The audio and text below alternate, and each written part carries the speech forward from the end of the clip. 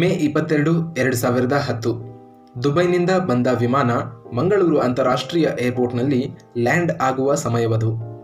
ಈ ವೇಳೆ ಪೈಲಟ್ಗಳ ಅಜಾಗರೂಕತೆಯಿಂದ ವಿಮಾನ ಅಪಘಾತಕ್ಕೀಡಾಗಿತ್ತು. ಅದೇ ಕ್ಷಣ ವಿಮಾನಕ್ಕೆ ಬೆಂಕಿ ಕಾಣಿಸಿಕೊಂಡ ಪರಿಣಾಮ ಸಿಬ್ಬಂದಿಗಳು ಸೇರಿದಂತೆ 158 ಜನ ಬೆಂಕಿಯ ಕೆನ್ನಾಲಿಗೆಯಲ್ಲಿ ಸಾವನ್ನಪ್ಪಿದರು. ಇದನ್ನು ಯಾಕೆ ಈ ದಿನ ನಾನು ಹೇಳುತ್ತಿದ್ದೇನೆ ಎಂದರೆ, ಇಂತಹದ್ದೇ ಅನಾಹುತವೊಂದು ಇದೇ ತಿಂಗಳ 7ನೇ ತಾರೀಕಿನಂದು ನಡೆದು ಹೋಗಿದೆ. ಕೇರಳದ ಕೋಝಿಕೋಡ್ ಅಂತಾರಾಷ್ಟ್ರೀಯ ವಿಮಾನ ನಿಲ್ದಾಣದಲ್ಲಿ ದುಬೈನಿಂದ ಬಂದ ವಿಮಾನವು ಲ್ಯಾಂಡ್ ಆಗುವ ವೇಳೆ ನಿಯಂತ್ರಣ ತಪ್ಪಿ ಕಂದಕಕ್ಕೆ ಬಿದ್ದು ಅಪಘಾತ ಸಂಭವಿಸಿದೆ. ಇಲ್ಲಿ ಉಂಟಾದ ಅಪಘಾತದ ತೀವ್ರತೆಗೆ ವಿಮಾನ 2 ಭಾಗವಾಗಿ ಹೋಗಿದೆ. ಇದರಲ್ಲಿ ಪೈಲಟ್ ಸೇರಿದಂತೆ 18 ಜನ ಸಾವನ್ನಪ್ಪಿದ್ದಾರೆ.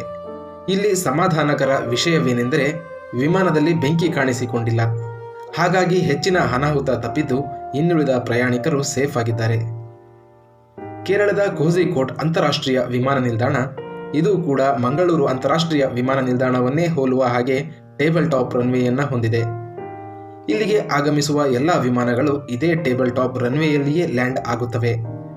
ಹಾಗಾದರೆ ಈ ಟೇಬಲ್ ಟಾಪ್ ರನ್ವೇ ಎಂದರೇನು?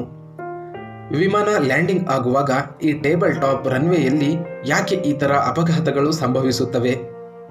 ಹಾಗಾದರೆ ಭಾರತದಲ್ಲಿ ಎಷ್ಟು ಟೇಬಲ್ ಟಾಪ್ ರನ್ವೇ ಇವೆ? ಹಾಗೆಯೇ ಪ್ರಪಂಚದಲ್ಲಿ ಈ ತರಹದ ವಿಮಾನ ನಿಲ್ದಾಣಗಳು ಎಷ್ಟು ದೇಶದಲ್ಲಿವೆ ಎನ್ನುವುದನ್ನು ನಾವು ಈ ದಿನ ತಿಳಿದುಕೊಳ್ಳೋಣ ಬನ್ನಿ. ಚಕ್ರ ಸಂಶೋಧನೆಗಳು ಮಾನವನ ವಿಕಾಸದಲ್ಲಾದಂತಹ ಅತಿ ಮುಖ್ಯ ಬೆಳವಣಿಗೆ. ಇಲ್ಲಿಂದಾನೇ ಮಾನವ ತನ್ನ ಎಲ್ಲ ಸಾರಿಗೆ ಸಂಶೋಧನೆಗಳಿಗೆ ಅಡಿಪಾಯ ಹಾಕಿದ ಅಂತಾನೆ ಹೇಳಬಹುದಾಗಿದೆ. ಈ ಸಂಶೋಧನೆಗಳಲ್ಲಿ ಪ್ರಮುಖವಾದ ಸಾರಿಗೆ ಸಂಪರ್ಕವೆಂದರೆ ವಿಮಾನಯಾನವೇ ಆಗಿದೆ. ಅತಿ ಮುಖ್ಯ ಸಮಯದಲ್ಲಿ ಹೆಚ್ಚಿನ ದೂರವನ್ನು ಪ್ರಯಾಣಿಸಲು ವಿಮಾನಯಾನ ಸಹಕಾರಿಯಾಗಿರುವುದರಿಂದ ಸಾರಿಗೆ ವ್ಯವಸ್ಥೆಯಲ್ಲಿ ವಿಮಾನಯಾನಕ್ಕೆ ಅತ್ಯಂತ ಪ್ರಮುಖ ಸ್ಥಾನವಿದೆ. ವೀಕ್ಷಕರೇ, ಪ್ರಪಂಚದಾದ್ಯಂತ ಸಾಕಷ್ಟು ವಿಮಾನ ನಿಲ್ದಾಣಗಳು ಪ್ರತಿನಿತ್ಯ ಕಾರ್ಯನಿರ್ವಹಿಸುತ್ತಿವೆ. ಅವುಗಳಲ್ಲಿ ಕೆಲವು ವಿಮಾನ ನಿಲ್ದಾಣಗಳು ಸ್ಪೆಷಲ್ ಆಗಿ ಕಂಡರೆ ಮತ್ತೆ ಕೆಲವು ವಿಮಾನ ನಿಲ್ದಾಣಗಳು ಡೇಂಜರ್ ಎಂದೆನಿಸಿಕೊಳ್ಳುತ್ತವೆ. ಅಂತಹ ಡೇಂಜರ್ ವಿಮಾನ ನಿಲ್ದಾಣಗಳಲ್ಲಿ ಟೇಬಲ್ ಟಾಪ್ ರನ್ವೇಗಳೇ ಅಪಾಯಕಾರಿಯಾಗಿರುತ್ತವೆ. ಟೇಬಲ್ ಟಾಪ್ ರನ್ವೇಗಳು ಹೆಚ್ಚು ಅಪಾಯಕಾರಿ ಎಂದು ಸ್ವತಃ ಪೈಲಟ್ ಆಗಿದ್ದ ಮಾಜಿ ಪ್ರಧಾನಿ ರಾಜೀವ್ ಗಾಂಧಿಯವರು ಹೇಳಿದ್ದರು. ಅವರು ಹೇಳಿದ ಮಾತುಗಳು ಈಗ ಸತ್ಯ ಎನ್ನಿಸುವಂತಹ ಘಟನೆಗಳು ಮರುಕಳಿಸುತ್ತಿವೆ. ಸಾಮಾನ್ಯ ವಿಮಾನ ನಿಲ್ದಾಣಗಳಿಗಿಂತ ಈ ಟೇಬಲ್ ಟಾಪ್ ರನ್ವೇ ನಿಲ್ದಾಣಗಳು ಭಿನ್ನವಾಗಿರುತ್ತವೆ.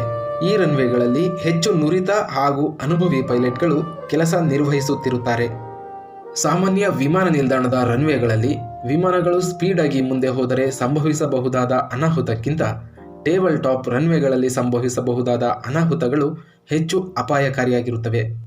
ಏಕೆಂದರೆ ಟೇಬಲ್ ಟಾಪ್ ರನ್ವೇಗಳ ಅಕ್ಕಪಕ್ಕದಲ್ಲಿ ಆಳವಾದ ಕಂದಕಗಳು ಇರುತ್ತವೆ ಹಾಗೂ ಚಿಕ್ಕದಾದ ರನ್ವೇ ಇರುತ್ತದೆ. ಇದೇ ಕಾರಣಕ್ಕೆ ನೋಡಿ, ಮೊನ್ನೆ ಕೋಝಿಕೋಡ್ ವಿಮಾನ ನಿಲ್ದಾಣದಲ್ಲಿ ಏರ್ ಇಂಡಿಯಾಗೆ ಸೇರಿದ ವಿಮಾನ ವೇಗವಾಗಿ ಬಂದ ಪರಿಣಾಮ ಲ್ಯಾಂಡಿಂಗ್ ವೇಳೆ ನಿಯಂತ್ರಣ ತಪ್ಪಿ ವಿಮಾನ ರನ್ವೇನಲ್ಲಿ ಹಾಗೆಯೇ ಮುಂದೆ ಹೋಗಿದೆ. ಮೊದಲೇ ಟೇಬಲ್ ಟಾಪ್ ರನ್ವೇ ಚಿಕ್ಕದಾಗಿದ್ದ ಪರಿಣಾಮ ವಿಮಾನ ಕಂದಕಕ್ಕೆ ಜಾರಿ ಬಿದ್ದಿದೆ. ಇದರಿಂದ ಅಪಾರ ಸಾವು ನೋವು ಸಂಭವಿಸಿದೆ. ಕಳೆದ ವರ್ಷ ಮಂಗಳೂರು ವಿಮಾನ ನಿಲ್ದಾಣದಲ್ಲಿ ದುಬೈನಿಂದ ಬಂದ ಏರ್ ಇಂಡಿಯಾ ವಿಮಾನ ಅಪಘಾತಕ್ಕೀಡಾಗುವುದರಲ್ಲಿತ್ತು.